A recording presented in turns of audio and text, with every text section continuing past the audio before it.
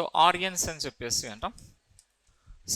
ఆర్య అంటే శ్రేష్ఠుడు, గౌరవనీయుడు అని చెప్పేసి అంటారు, అంటే రెస్పెక్టబుల్ అని చెప్పేసి అంటారు. సో హైలీ రెస్పెక్టబుల్ పర్సన్గా పేర్కొంటారు ఇది. సో ఇక్కడ ఆర్య అంటే అర్థం శ్రేష్ఠుడు లేదా గౌరవీయుడు, రెస్పెక్టబుల్ అని చెప్పేసి అర్థం. సో రెస్పెక్టబుల్గా పేర్కొంటాం ఆర్య అని చెప్పి అంటే. సో ఉన్నతమైన వాడు, దట్ మీన్స్ శ్రేష్ఠుడు, గౌరవనీయుడు, ఇట్లా డిఫరెంట్ మీనింగ్స్ వస్తే ఆర్య అంటే. ఇప్పుడు ఈ ఆర్యుల యొక్క కాలం మనకి 1500 to 600 BC అని చెప్పేసి అంటారు. 1500 to 600 BC అంటే ఎన్ని వందల సంవత్సరాలు ఆర్యులు శాసించినారు? 900 years. మైనస్లో ఉంటుంది కదా BC అంటే. అలా 1500 BC to 600 BC, that means 900 years ఈ ఆర్యులు మన దేశం పైన శాసన చేశారు. ఇప్పుడు 900 yearsలో ఆర్యులు ఏదైతే విధానాలు తీసుకొచ్చారో 900 years అది మన ఇండియాలో కంటిన్యూ అవుతాయా అవ్వా? అంటే సుదీర్ఘకాలం, లాంగ్ పీరియడ్. మనం జస్ట్ ఒక 20-30 సంవత్సరాలు అలవాటు పడిపోతాం కొన్ని విషయాల్లో. అటువంటిది వాళ్ళు 900 years మన ఇండియాని శాసించి వాళ్ళు ఏదైతే సిస్టమ్ని ప్రవేశపెట్టినారో అదే సిస్టాన్ని ఇప్పటికీ మనం ఫాలో అవుతూ ఉన్నాం. ఓకే, ఇప్పుడు ఈ 1500 నుంచి 600 BC మధ్య కాలాన్ని 2 యుగాలుగా విభజన చేస్తాం. 2 యుగాలు. దాన్ని అంటారు తొలి వేద కాలం, మలి వేద కాలం, ఎర్లీ వేదిక్ పీరియడ్ అని చెప్పేసి అంటాం. ఎర్లీ వేదిక్ పీరియడ్, ఇది లేటర్ వేదిక్ పీరియడ్ అని చెప్పేసి అంటాం. Later Vedic period. Early Vedic అంటే ఇది 1500 to 1000 BC అని చెప్పి అంటాం. అంటే 500 years early Vedic. Later Vedic 1000 నుంచి 600 BC.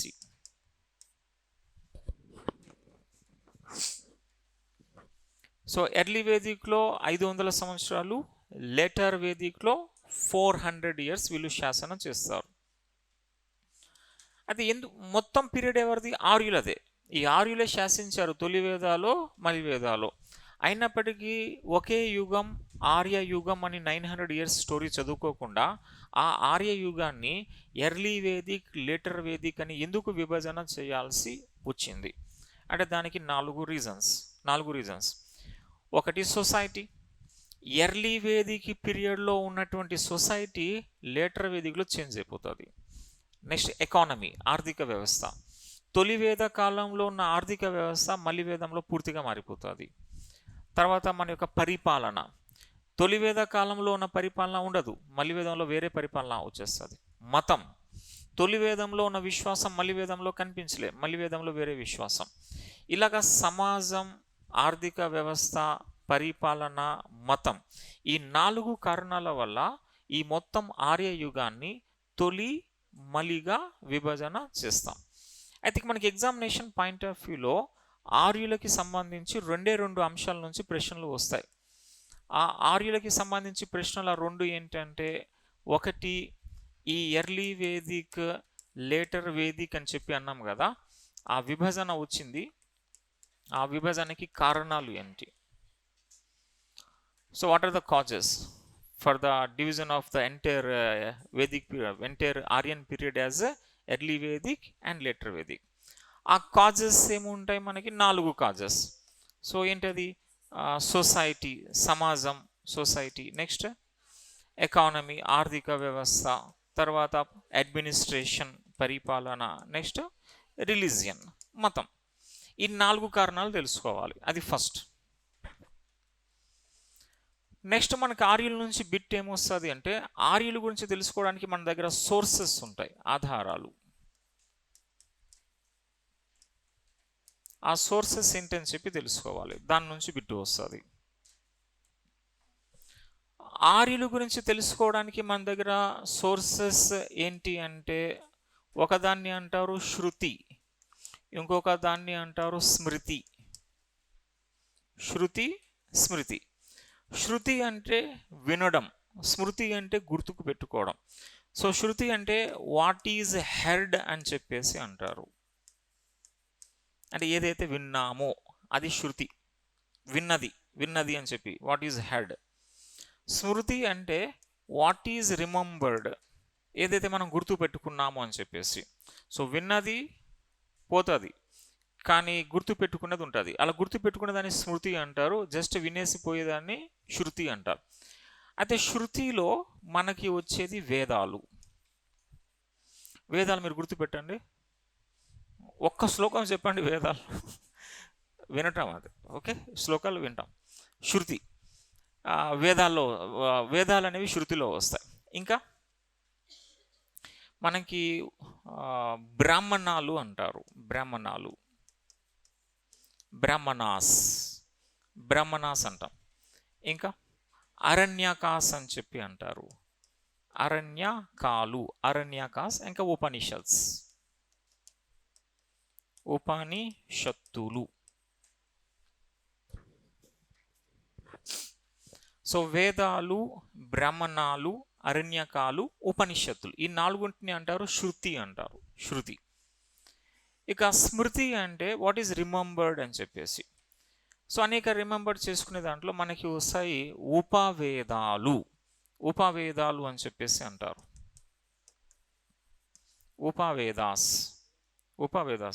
తర్వాత వేదాంగాస్ అని చెప్పి అంటాం, వేదాంగాలు. నెక్స్ట్ సదర్శనాస్ అని చెప్పేసి అంటాం, సదర్శనాలు అని చెప్పేసి అంటాం. నెక్స్ట్ ఆశ్రమాస్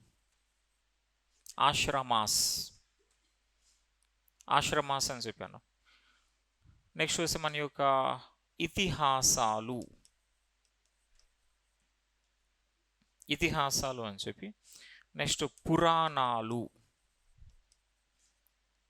గాథలు కూడా మనం గుర్తు పెట్టుకుంటాం చాలా వారు, పురాణాలు. ఇక వస్తే 8 రకాల వివాహాలు అని చెప్పేసి అంటారు, వివాహాలు. సో వీటన్నింటిని కూడా స్మృతిలో భాగంగా పరిగణిస్తాం.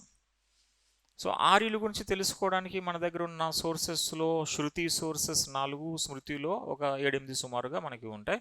సో వీటి గురించి తెలుసుకోవాలి. సో విభజనకి కారణాలు 4 ఏంటో తెలుసుకోవాలి. ఆ తర్వాత ఆధారాలకు సంబంధించి వీటి గురించి తెలుసుకోవాలి. తెలుసుకుంటే ఈ చాప్టర్ అయిపోయింది. ఒక బిట్ దీని నుంచే వస్తుంది మనకి. సో ఒక బిట్ కోసం ఇవన్నీ తెలుసుకోవాలి మనం. సో ఇప్పుడు మనం ఏ విధంగా ఆర్యులు వచ్చారని చెప్పి స్టోరీ, ఆర్యులు ఎట్లా వచ్చారని చెప్పి స్టోరీ, ఆ తర్వాత విభజన గురించి తెలుసుకుందాం. ఇది అర్థం అవ్వాలంటే ఒక ఇండియా మ్యాప్ వేయాలి. ఇండియా మ్యాప్, ఆర్యులకు సంబంధించి ఇండియా మ్యాప్ వేయండి. ఇదైతే క్లియర్ మీకు. సో ఇప్పుడు నెక్స్ట్ ఇండియా మ్యాప్. ఓకే, ఆర్యులు మన భారతదేశంలో మొదటిగా ఏ ప్రాంతానికి వచ్చారు? దానిలో సప్త సింధు అంటారు, దాన్ని సప్త సింధు. ఆ సప్త సింధునే మెలుహా అని పిలుస్తారు, మెలుహా. ఇక్కడ మనకి సింధు నది ఉంది, ఈ ఏరియా. ఇక్కడ మనకి సింధు రివర్. ఈ సింధు రివర్కి 5 మైదాన ఉపనదులు ఉంటాయి కదా. ఏంటి అవి? జీలం, చీనాబ్, రావి, బియాస్, సట్లెస్. ఇది వెళ్ళి సింధులో కలుస్తాయి. ప్లస్ ఇంకోటి ఏదో కుబా నది అని చెప్పి. సో ఆర్యులు మన ఇండియాకి ఫస్ట్ వచ్చింది ఈ ప్లేస్లో. అంటే ఇప్పుడు వస్తే పాకిస్తాన్ ఇలాకలు ఫస్ట్ వచ్చినారు వాళ్ళు, ఈ ఏరియాకి ఫస్ట్ వచ్చారు ఆర్యులు. సో దీన్నే అంటారు సప్త సింధు, దీన్నే అంటారు మెలుహా. సప్త సింధు ఆర్ మెలుహా. సప్త అంటే 7 నదుల ప్రాంతం అని అర్థం. సప్త సింధు ఏంటి? ఆ 7 నదులు. ఒకటి సింధు, ఒక నది, అలాగే సప్త సింధు అన్నాం. సింధు ఈ 5 మైదాన ఉపనదులు జీలం, చీనాబ్, రావి, బియాస్, సట్లెస్. ఇంకోటి కుబా రివర్ అంటారు, కుబా. కొందరు అంటారు కుబా కాదు సరస్వతి అంటారు. సర్వస్థితి ఇక్కడ ఉంది, అక్కడెక్కడ ఉంది సరస్వతి. ఓకే, కుబా రివర్ అని చెప్పేసి అంటాం. దీన్నే మెలుహా అంటారు. అయితే ఆర్యన్స్లో ఎవడ ఫస్ట్ దండయాత్రికుడు ఈ మెలుహాకి వచ్చాడు? ఫస్ట్ ఆయన పేరే దివదాస. దివదాస అంటారు. సో ఫస్ట్ ఆర్యన్ ఇన్వేడర్ ఆయన పేరు దివదాస. దివదాస అని చెప్పేసి అంటారు. ఇప్పుడు ఈ దివదాస ఇక్కడ స్థానికంగా ఒక పాలకుడు, అంటే అక్కడ లోకల్ చీఫ్ ఒకడు ఉండేవాడు. అంటే ఆ ప్రజలకు ఒక లోకల్ హెడ్ ఎవడో ఉంటాడు కదా, ఆయన పేరు సాంబారా అట. ఆ సాంబారాని చంపేస్తాడట. ఆ సాంబారాన్ని చంపేసి అక్కడ ప్రజలని తన ఆధీనంలోకి తీసేసుకుంటాడు. అట్లాగా సప్త సింధులో ఫస్ట్ సెటిల్ అయిపోయాడు దివదాస. ఎవరిని అంతం చేసి అంటే సాంబారాను అంతం చేసి. సో ఇతను సాంబారాను ఓడించి లేదా అంతం చేసి ఈ యొక్క సప్త సింధు ప్రాంతంలో సెటిల్ అయినాడు Sambara. He defeated, he killed Sambara. ఇప్పుడు ప్రజలు ఓడిపోయి ఉన్నారు కదా, ఆ ప్రజలని బానిసలుగా మారుస్తాడు ఈ దివదాసుడు. ఆ బానిసలుని దాస్యులు అని పిలుస్తాడు ఈయన. దాస్యులు, వీళ్ళ లాంగ్వేజ్ ఏంది? సాంస్క్రిట్ వీళ్ళదే. దాస్యులు అని చెప్పేసి అంటాడు. ఇప్పుడు ఈ సాంబారా ప్రజలు ఉన్నారు కదా, వాళ్ళని పిలుస్తాడు దాస్యులు అంటాడు. దాస్యులు అంటే సంస్కృత పదం అది. దాస్య అంటే బానిస, దాస అంటే బానిసే కదా, దాస్యులు అని చెప్పి. అట్లాగా దివదాసుడు సాంబారాను అంతం చేసి అక్కడ ప్రజలు దాస్యులు అని చెప్పి అంటూ ఉంటాడు. అయితే నెక్స్ట్ అనేక మంది ఆర్యులు వస్తారు. అలాగ దివదాసుడు తర్వాత వచ్చిన ఆర్యులలో ఒక ప్రముఖ ఆర్యుడు ఎవరంటే త్రిసదాస అంటారు అతన్ని. త్రిసదాస. ఈ త్రిసదాస ప్రత్యేకత ఏంటి అంటే ఇతను అనేక మంది దాస్యుల్ని చంపిస్తున్నాడు. ఈయన ఈ త్రిసదాస అనేక మంది దాస్యులను చంపాడు. కాబట్టి త్రిసదాసని అంటారు దాసు హత్య అంటారు ఇతన్ని. ఇది బిట్టు వచ్చింది గతంలో. దాసు హత్య అనే బిరుదు ఎవరికి కలదు అని చెప్పి త్రిసదాసకి కలదు. సో త్రిసదాసాని దాసు హత్య అని చెప్పేసి అంటారు. మన భారతదేశం పైన దండయాత్ర చేసిన తొలి విదేశీయులు ఎవరు అంటే ఆర్యులు. మన భారతదేశంపై మొట్టమొదటిగా విదేశీ దాడి చేసింది ఎవరంటే ఆర్యన్స్. మన చరిత్ర ప్రకారంగా హిస్టారికల్ ఫ్యాక్ట్ అది. సో భారతదేశంపై మొట్టమొదటి విదేశీ దండయాత్రికులు ఈ ఆర్యన్సే. ఈ ఆర్యన్స్ ఇక్కడ ఎవరిని ఓడించినారు? ఈ సింధు నాగరికత ప్రజలు. ఆ సింధు నాగరికత ప్రజల్లో ఎవడో మిగిలిపోయిన ఒకడు ఉన్నాడు, ఆ చీఫ్ సాంబారా. ఆ సాంబారాను చంపేసి అక్కడ ప్రజలను ఎట్లా మార్చాడు దివదాస? స్థానికుల్ని దాస్యులుగా మార్చాడు. ఆ దాస్యుల్ని అధిక సంఖ్యలో ఎవరు చంపాడు? త్రిసదాస. అతను దాసు హత్య అని చెప్పేసి అంటారు. అయితే ఇప్పుడు ఆర్యులు విదేశీయులు అంటున్నాం, కానీ ఎగ్జాక్ట్లీ ఎక్కడి నుంచి వచ్చాడు అనేది కాంట్రవర్సీ. ఎగ్జాక్ట్లీ ఎక్కడి నుంచి వచ్చారని అధిక చరిత్రకారుల ప్రకారం వీళ్ళు వచ్చింది సెంట్రల్ ఏషియా, మధ్య ఆసియా. వీళ్ళు మధ్య ఆసియా నుంచి వచ్చారు. ఆ విషయం చెప్పింది మ్యాక్స్ ముల్లర్ చెప్తాడు. మన ఋగ్వేదం అని చెప్పి అంటాం కదా, ఋగ్వేదాన్ని ఇంగ్లీష్లోకి ఇతనే అనువాదం చేస్తాడు మ్యాక్స్ ముల్లర్ ఋగ్వేదాన్ని. మార్టిమర్ వీలర్ ప్రకారంగా సింధు నాగరికత ప్రజలు ఎక్కడి నుంచి వచ్చారు? సుమేరియా నుంచి వచ్చారు మార్టిమర్ వీలర్ ప్రకారం. మ్యాక్స్ ముల్లర్ ప్రకారం ఆర్యన్స్ ఎక్కడి నుంచి వచ్చారు? ఈ యొక్క మధ్య ఆసియా. నెక్స్ట్ ఇక్కడ జర్మనీ, లెంకా అనేవాడు చెప్తాడు జర్మనీ నుంచి వచ్చినారని చెప్పేసి అంటాడు. నెక్స్ట్ పైన ఆర్కిటిక్ తిలక్ చెప్పాడు. ఆర్కిటిక్ నుంచి వచ్చారు అని తిలక్ పేర్కొన్నాడు. వీళ్ళు టిబెట్ నుంచి వచ్చారు. దయానంద సరస్వతి. టిబెట్ అని ఎవరు చెప్పారంటే దయానంద సరస్వతి. వీళ్ళు కాశ్మీర్ ప్రాంతం నుంచి వచ్చారు. కాశ్మీర్ అని చెప్పి అన్నది ఎవరంటే ఎల్డి కాలం అనేవాడు చెప్తాడు. కాశ్మీర్. ఈ కాశ్మీర్ సిద్ధాంతాన్ని ఇచ్చింది ఎల్డి కాలం. అని చెప్పి అంటాం. ఇంకొకడు బ్రిటిష్ వాడు, ఆయన ఒక్కసారి కూడా ఇండియాకి రాలే, కానీ ఆర్యుల రాక గురించి ఆయన రీసెర్చ్ చేసి చెప్తాడు. ఆయన పేరు ఎడ్మండ్ లీచ్ అంటారు. ఎడ్మండ్ లీచ్ అనేవాడు ఏమంటాడు అంటే ఈ ఆర్యులు ఈ సప్త సింధు ప్రాంతం వాళ్ళే అని చెప్పి అంటాడు. సప్త సింధు ఆ విషయం చెప్పింది ఎడ్మండ్ లీచ్. దీన్ని ఏసీ దాస్ అనేవాడు కూడా అవును వీళ్ళు సప్త సింధు వాళ్ళే అని చెప్పేసి అంటాడు. So Edmund Leach and AC Das వీళ్ళంటారు సప్త సింధు ప్రాంతం. కాశ్మీర్ అన్నది ఎల్డి కాలం, Arctic Tilak, Tibet Dayananda, Germany Lanka, మధ్య ఆసియా మ్యాక్స్ ముల్లర్. ఇలాగ ఇంపార్టెంట్ థియరీస్, ఇంకా అనేక థియరీలు, ఇవి మెయిన్ థియరీస్ ఇవి. అయితే మన ఎన్సిఆర్టీ బుక్స్లో ఈ సిద్ధాంతాన్ని ఎక్కువ హైలైట్ చేస్తున్నారు ఇటీవల కాలంలో. అంటే ఆర్యులు అనేవాళ్ళు ఎక్కడి నుంచో రాలే, వీళ్ళు మొదటి నుంచి ఇక్కడి వాళ్ళే, సప్తసింధు ప్రాంతం వాళ్ళే అని చెప్పేసి ఈ సిద్ధాంతాన్ని హైలైట్ చేస్తున్నారు. కానీ అది రిజెక్టెడ్ స్టోరీ. అది అధిక చరిత్రకారుల ప్రకారం మధ్య ఆసియా ఈ ప్రాంతం నుంచి వచ్చినటువంటి వారు.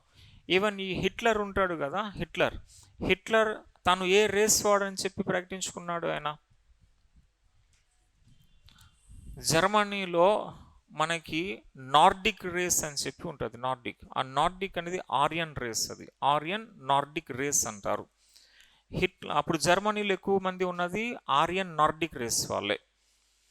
అలాగా ఆర్యన్ నార్డిక్ రేస్కి చెందిన వాళ్ళం మేము అని చెప్పేసి అంటాడు హిట్లర్. అదే సాధారణంగా డిక్టేటర్స్ రూలింగ్ వచ్చేటప్పుడు ఎట్లా ఉంటుంది అంటే ఆ పర్టికులర్ దేశంలో అధిక జనాభా ఎవరైతే ఉన్నారో వాళ్ళని తమ ఫేవర్లో తిప్పుకోవడానికి ట్రై చేస్తారు. డిక్టేటర్స్ యొక్క ఫస్ట్ టార్గెట్ వాళ్ళే ఉంటారు.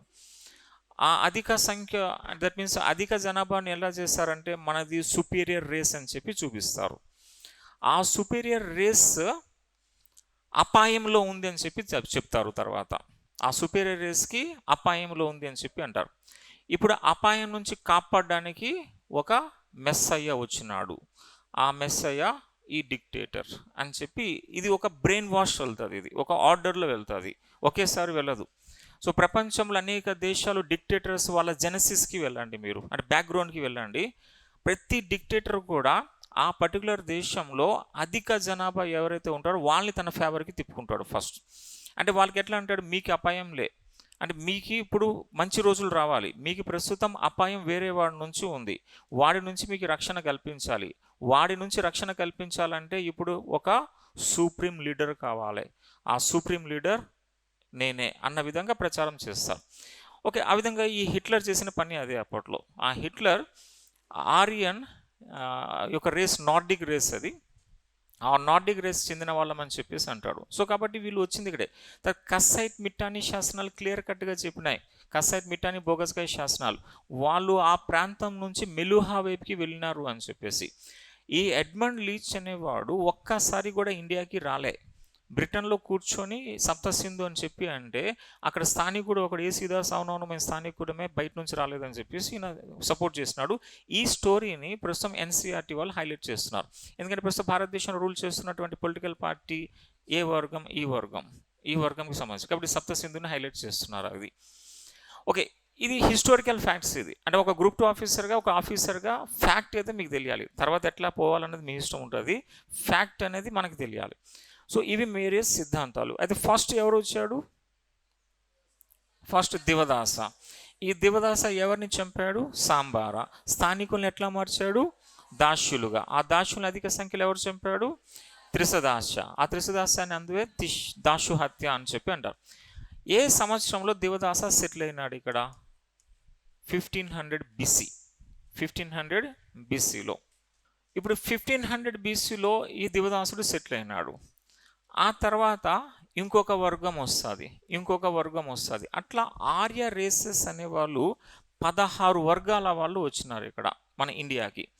ఆర్యులలో 15 క్లాన్స్, 16 క్లాన్స్, 16 వర్గాల వాళ్ళు వచ్చినారు. అలాగా వీళ్ళు వస్తారు, కొందరు ఇక్కడ సెటిల్ అవుతారు, కొందరు ఇంకొంచెం ముందు సెటిల్ అవుతారు, కొంతమంది ఇలా ముందుకు వచ్చి ఇక్కడ సెటిల్ అయ్యి ఇంకొంచెం ముందుకు పోతారు. సో ఈ విధంగా ఈ ఆర్యులు ఇలా సెటిల్ అవుతూ మన తూర్పు భారతదేశం వైపుకి వస్తారు. అలాగా తూర్పు భారతదేశంకి వచ్చేసరికి 1000 BC అయిపోయింది వీళ్ళకి. 1000 BC. వాయువ్య భారతదేశంలోకి వచ్చిన ఆర్యులు మన గంగా యమున మైదానాల్ని ఆక్రమణ చేసుకుంటూ ఈ బెంగాల్కి రీచ్ అయ్యేసరికి 1000 BC అయ్యింది అని చెప్పి అంటారు. అంటే 500 years పట్టింది. వీళ్ళు ఒకేసారి రాలే, వచ్చినారు, ఇక్కడ కొందరు సెటిల్ అయినారు, అలాగ కొన్ని దశాబ్దాలు ఉంటారు, దశాబ్దాలు ఉండి ఇంకొందరు అక్కడ నుంచి ముందుకు మూవ్ అవుతారు, అక్కడ కొన్ని దశాబ్దాలు ఉంటారు, అక్కడ నుంచి కొందరు మూవ్ అవుతారు, ఇట్లా మూవ్ అవుతూ 500 years పట్టింది ఈ బెంగాల్ వరకు రావడానికి. అలాగ తూర్పుకి వచ్చిన ఫస్ట్ వాడు ఎవరు? ఆయన పేరే వైదేహుడు అని చెప్పి అంటాం, వైదేహ. అదే సమయంలో ఒకడు సౌత్ ఇండియాకి కూడా వచ్చాడు, ఆయన పేరే అగస్త్య. ఫస్ట్ సౌత్ ఇండియాకి వచ్చింది అగస్త్య, ఈస్ట్ ఇండియాకి వచ్చింది వైదేహ, మొత్తం ఇండియాకి ఫస్ట్ వచ్చింది దివదాస. ఇలా ఫస్ట్ అంటే 3 పేర్లు గుర్తుపెట్టాలి: దివదాసుడు, వైదేహుడు, అగస్త్యుడు అని చెప్పి.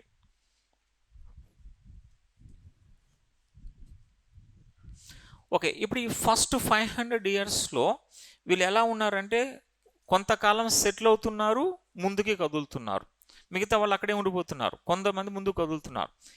ఈ కాలం తొలివేద కాలం. ఇది తొలివేద కాలం. ఈ తొలివేద కాలంలో వాళ్ళు స్థానికులతో కలిసిమెలిసి ఉంటారు. వారి ఆచార సాంప్రదాయాలు మన పైన రుద్దలే, బలవంతంగా ఏమీ చేయలే, కలిసిమెలిసే ఉన్నారు. సొసైటీ ప్లెయిన్గా ఉంటుంది. అయితే ఈ తొలివేద కాలంలో ఈ ఆర్యులు యుద్ధాలు చేస్తారు. ఆ యుద్ధాలని ఏమంటారు? దాన్ని అంటారు గవిస్తి అంటారు. గవిస్తి ఇది మనకు ఆల్రెడీ అడిగిన బిట్. అంటే ఇది తొలివేద పీరియడ్. ఇది 1500 to 1000 BC పీరియడ్. ఇందాక రాసాం తొలివేదం. ఇప్పుడు ఇది ఎర్లీ వేదిక్లో మనకి జరిగిన యుద్ధాలని గవిస్తి అంటారు.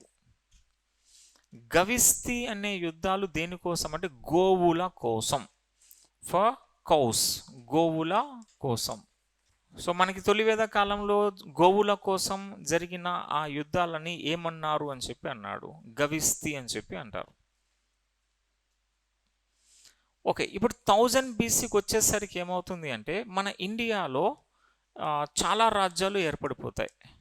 అంటే వీళ్ళు గతంలో సెటిల్ అయ్యే ఉన్నారు కదా, ఆ సెటిల్ అయిన ప్లేస్ ఒక 100-200 yearsకి ఏమవుతుంది, ఒక చిన్న రాజ్యం లాగా వస్తుంది. అట్లాగల రాజ్యాలు వచ్చేస్తాయి అంటారు.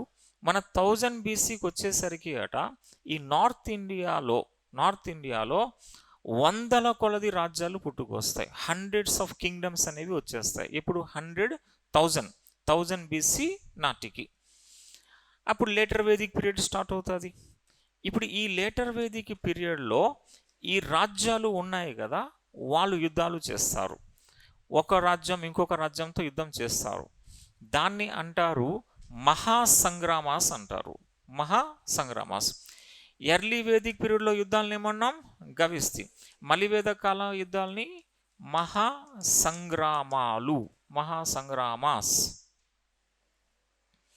మహాసంగ్రామాస్ అని చెప్పేసి అంటాం. గవిస్తి దేనికోసం? గోవుల కోసం. మహాసంగ్రామాలు దేనికోసం? రాజ్య విస్తరణ కోసం. ఇట్లా మహాసంగ్రామాలు జరగడం వల్ల బలమైన రాజ్యాలు మిగులుతాయి, బలహీన రాజ్యాలు అంతమైపోతాయి. వీక్ కింగ్డమ్స్ అన్ని బలమైన కింగ్డమ్స్లో కలిసిపోతాయి. అలాగా 400 years జరిగింది పోరాటం. 400 అంటే ఏ సంవత్సరం వచ్చింది? 600 BC. అలా 600 BCకి వచ్చేసరికి మన ఇండియాలో బలహీన రాజ్యాలన్నీ అంతమైపోయి కేవలం బలమైన రాజ్యాలు మిగిలినాయి. ఎన్ని మిగిలాయి? 16. దాన్నే 16 మహాజనపదాస్ అంటాం. అది ఇప్పుడు 6th century BC. 6th century BC అంటే 600 BC ఆ కాలం అది. ఓకే, ఇప్పుడు ఆర్యుల కాలంలో తొలివేద కాలం గవిస్తి, మలివేద కాలం మహాసంగ్రమ. ఎర్లీ వేదిక్ పీరియడ్ ఎండ్ ఎప్పుడు? 1000 BC. అరౌండ్ 1000 BCలో ఒక పెద్ద యుద్ధం జరిగింది. ఒక పెద్ద యుద్ధం. ఆ పెద్ద యుద్ధాన్ని అంటారు దశరాజగణ యుద్ధము అంటారు. బ్యాటిల్ ఆఫ్ 10 kings అని చెప్పి అంటారు. ఓకే, ఇప్పుడు అరౌండ్ 1000 BCలో మనకి దశరాజగణ యుద్ధం, బ్యాటిల్ ఆఫ్ 10 kings. అరౌండ్ 1000 బీసీలో జరిగింది ఇది. అంటే తొలివేద కళ అంత పీరియడ్లో జరిగింది అంటారు. దశరాజగణ యుద్ధం ఎవరి మధ్య జరిగింది అట? అది పురుకుత్స, ఇంకోడు సుధాముడు, సుధామ అంటారు ఇతన్ని, సుధామ, ఇప్పుడు పురుకుత్స అని చెప్పాను. ఈ పురుకుత్స డైనాసిటీ పురు డైనాసిటీ, ఈయన డైనాసిటీ పురు వంశం. మరి సుధామ ఏ వంశం అంటే భరత వంశం. బ్యాటిల్ ఆఫ్ 10 కింగ్స్ అనేది జరిగింది వీళ్ళిద్దరి మధ్య. ఇక్కడ పురుకుత్సకి ప్రైమ్ మినిస్టర్గా ఉన్నది విశ్వామిత్ర, సుధాముడికి ప్రైమ్ మినిస్టర్గా ఉన్నది వశిష్ఠ. సో పురుకుత్స యొక్క ప్రైమ్ మినిస్టర్ విశ్వామిత్ర, సుధామకి వశిష్ఠ. యాక్చువల్గా విశ్వామిత్ర అట సుధామకి ఫస్ట్ ప్రైమ్ మినిస్టర్గా ఉండేవాడట. అయితే వశిష్ఠ అనేవాడు చాలా పెద్ద ఇంటెలెక్చువల్, బ్రాహ్మిన్స్కి మూల పురుషుడినే. మనం మెయిన్ ఆర్య బ్రాహ్మిన్స్ అంటాం కదా, వాళ్ళకి ప్రాజినేటర్ ఇతను, అత్యంత గొప్ప మేధావి వశిష్ఠ. ఇతని గురించి తెలుసుకున్న సుధామ వశిష్ఠాన్ని ప్రైమ్ మినిస్టర్ని చేసేస్తాడు, విశ్వామిత్రాన్ని తీసేస్తాడు. విశ్వామిత్ర ఈగో హట్ అవుతుంది, అవమానానికి గురి చేసినారు, ఆయన అపాయింట్ చేసిన తీసేసినావు అని చెప్పి. అప్పుడు విశ్వామిత్ర పురుకుత్స దగ్గరికి వస్తే పురుకుత్స విశ్వామిత్రాన్ని ప్రైమ్ మినిస్టర్ని చేసేస్తాడు. అప్పుడు విశ్వామిత్ర 10 మంది రాజుల్ని ఏకం చేస్తాడు. 5 ఆర్య రాజులు, 5 ఆర్య ఇతర కింగ్స్. వాళ్ళు 100 కింగ్డమ్స్ వచ్చేసినాయి కదా, అందులో 5 ఆర్య, 5 నాన్ ఆర్య, 10 మంది కింగ్స్ని ఏకం చేస్తాడు. ఆ 10 మంది కింగ్స్ని తీసుకొచ్చి పురుకుత్సకి ఇస్తాడు. పురుకుత్స ఇదిగో 10 మంది రాజులు, ఆ సుధాముని అంతం చేసేసి అని చెప్పి అంటాడు. అప్పుడు పురుకుత్స 10 మంది రాజుల సహాయంతో పోరాటం చేశాడు కాబట్టి దాన్ని దశరాజగణ యుద్ధము అంటారు. 10 మంది రాజుల సహాయంతో చేసినాడు. అయితే ఇప్పుడు ఏం చేస్తాడు పురుకుత్స, మన రావి రివర్ ఉంది, రావి రివర్, దాన్ని పరుష్ని రివర్ అంటారు దాన్ని అప్పట్లో, పరుషిని. ఆ రావి నది ప్రవాహాన్ని అడ్డుకుంటాడు ఈ యొక్క పురుకుత్స. అయితే రావి రివర్ సుధామ రాజ్యంలోకి వెళ్ళాలి కానీ అడ్డేసుకున్నాడు. దాంతో సుధామ యుద్ధం ప్రకటిస్తాడు. అప్పుడు వీళ్ళు కొట్టుకున్నారు, రావి నదీ తీరంలో కొట్టుకుంటారు. కాబట్టి దశరాజగణ యుద్ధాన్ని రావి లేదా పరుషిని యుద్ధము అంటారు. దశరాజగణ యుద్ధానికి పేరు రావి, బ్యాటిల్ ఆఫ్ రావి ఆర్ పరుషిని అంటారు. 10 మంది రాజులు ఉన్నప్పటికీ, సో బ్యాటిల్ ఆఫ్ రావి ఆర్ పరుషిని అన్నాం కదా, 10 మంది రాజులు ఉన్నప్పటికీ పురుకుత్స ఓడిపోయాడు. ఎవరి వ్యూహాల వల్ల? వశిష్ఠ. మొత్తం మీద సుధామ గెలిచేస్తాడు. సుధామ విజయం, పురుకుత్స ఓటమి.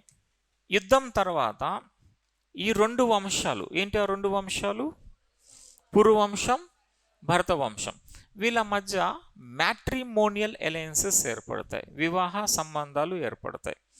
అలాగే పురువంశంకి చెందినవాడు భరత వాళ్ళని, భరత వాళ్ళు పురు వాళ్ళని పెళ్లి చేసుకుంటారు. అలా పెళ్లి చేసుకోవడం వల్ల భరత వంశం అండ్ పురు వంశం, ఈ పురు అండ్ భరత, ఈ 2 వంశాల నుంచి ఒక మిక్స్డ్ వంశం వచ్చింది. దాన్నే అంటారు కురు అని చెప్పేసి అంటారు. కురు వంశం, కురు అనే వంశం వచ్చింది, KURU, కురు. పురు అండ్ భరత నుంచి వచ్చిన వాళ్ళే కురు. ఇప్పుడు ఈ కురుకు వాళ్ళే 2గా చీలారు. వాళ్ళే పాండవులు అండ్ కౌరవులు అని చెప్పేసి అంటారు. వీళ్ళే పాండవ అండ్ కౌరవగా చీలిపోయారు. పాండవ కౌరవ ఇద్దరు కూడా వంశం ఏంటి? కురువంశమే కదా. ఎవరా రాజు? పాండురాజు అంటామా? పాండురాజుకి 2 భార్యలా? ఆ స్టోరీ మీకు ఏంటారు? ఒకరు పాండవులు వస్తారు, ఇక్కడ కౌరవులు వస్తారు. ఇద్దరు కురు వంశమే. ఓకే, ఇద్దరిది కురు వంశం, పాండవ కౌరవ. తర్వాత వీళ్ళిద్దరూ కొట్టుకున్నారు, దాన్నే అంటాం ఈ కురుక్షేత్ర యుద్ధముగా పేర్కొంటాం. కురుక్షేత్ర యుద్ధం. అప్పుడు ఉన్నటువంటి ఆర్య, నాన్ ఆర్య అందరూ చేరారు. అయితే పాండవ పక్షంలో చేరారు, కౌరవ పక్షంలో చేరారు. ఇక్కడ దశరాజగణ యుద్ధం, కురుక్షేత్ర యుద్ధం ఈ విధంగా లింక్ ఉందని చెప్పేసి పేర్కొంటారు. ఈ దశరాజగణ యుద్ధంకి కురుక్షేత్ర యుద్ధానికి లింక్ మనకి పేర్కొంటారు. ఋగ్వేద శ్లోకాలలో దీని ప్రస్తావన మనకి వస్తుంది, ఋగ్వేద శ్లోకాలు.